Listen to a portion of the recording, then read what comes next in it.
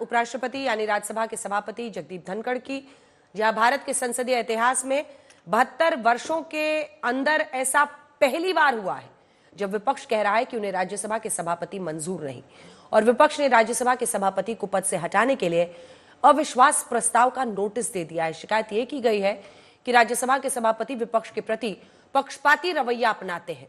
अब इस पर सरकार और विपक्ष में तगड़ी जंग छिड़ गई है। ये स्पेशल रिपोर्ट देखिए।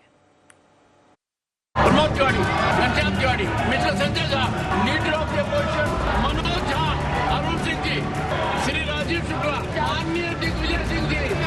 आपत्ति किस बात पे है? संसद में पिछले कुछ दिनों से यही राजनीति लिखी है।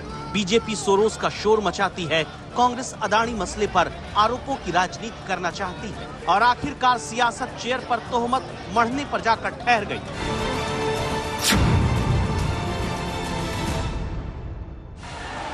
राज्यसभा में अपनी बात नहीं कह पाने और आसन की ओर से पक्षपाती रवैया अपनाने की शिकायत के साथ विपक्षी दलों ने सभापति यानी उपराष्ट्रपति जगदीप धनखड़ के खिलाफ यह अविश्वास प्रस्ताव का नोटिस दे दिया। जो कुछ भी विपक्ष के 60 सांसदों के दस्तखत वाली चिट्ठी राज्यसभा के महासचिव दफ्तर में दे दी गई। इसमें आरोप लगाया गया कि सभापति विपक्षी दलों के सांसदों को बोलने नहीं देते। इस अविश्वास प्रस्ताव में 60 सांसदों के हस्ताक्षर का दावा किया गया, लेकिन न तो सोनिया गांधी ने इस पर साइन किए, न ही किसी दल के फ्लोर लीडर ने।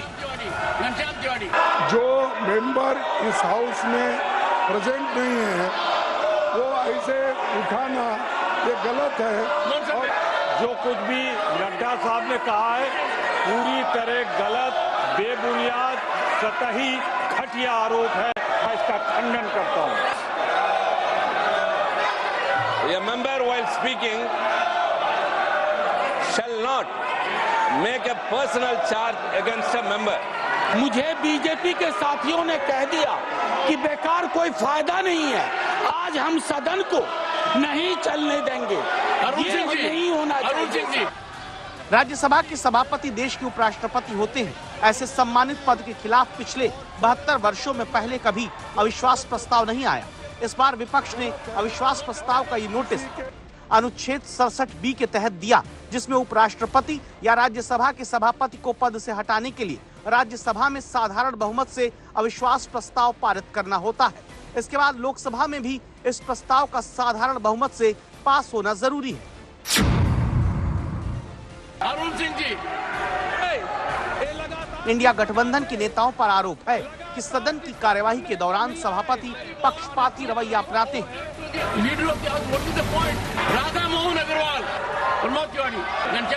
सोमवार को राज्यसभा में जो हुआ उससे विपक्ष की शिकायत और तेज हो गई, क्योंकि 15 मिनट की कार्यवाही के नमूने में ऐसा लगता था कि पक्ष के मुकाबले विपक्ष को बोलने का कम मौका मिला, और इसकी शिकायत तभी दिग्विजय सिंह ने भी की थी। Neeraj Shekhar, John Brittas, Santosh Kumar P, mister कलीटा, Shri Brajlal, Anil Sukhdev, Ram Bonde जी।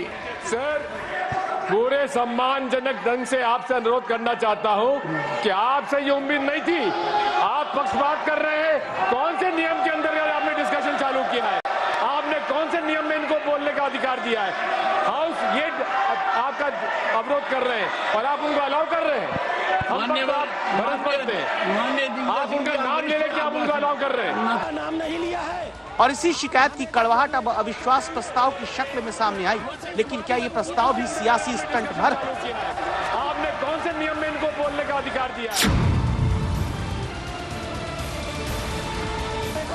2 हफ्ते से शोर शराबे के बीच सियासी जमीन और मुद्दे तलाशती राजनीति आसन के खिलाफ ही अविश्वास प्रस्ताव तक पहुंच जाती है। जब चेयर का ऑर्डर को आप पालन नहीं करेंगे फिर सदन ठीक से नहीं चल सकता है।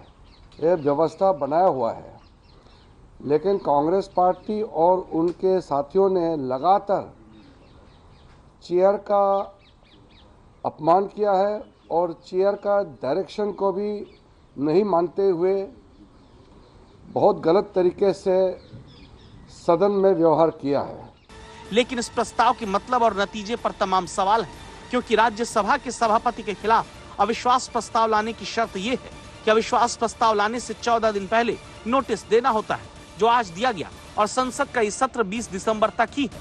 ऐसे में 14 दिनों बाद इस अविश्वास प्रस्ताव पर चर्चा इस सत्र में संभव नहीं दिखती। Well, I understand that it is an India alliance-backed resolution. BJD is not part of the India alliance. So therefore, we are completely neutral on this issue.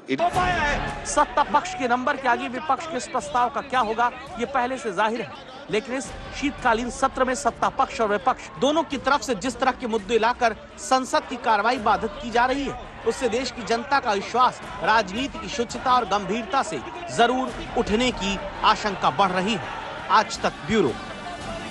जैसे कि मैं सो रहा हूँ तो पिताजी को जगाना है मुझे, तो वो डायरेक्ट उठाने के बजाय, और हिंसा की परंपरा मेरे यहाँ नहीं थी सौभाग्य से, तो वो क्या करते थे कि उस कमरे में आ जाएंगे या बाहर से गुजरेंगे और चौपाई बोलेंगे, प्रात काल उठ के रघुनाथा मात पिता गुरु नावई माता। कभी कभी मैं गुस्से में उठ करके अरे पापा चरण स्पर्श किया और सो गया। मैंने कहा अब मत उठाना।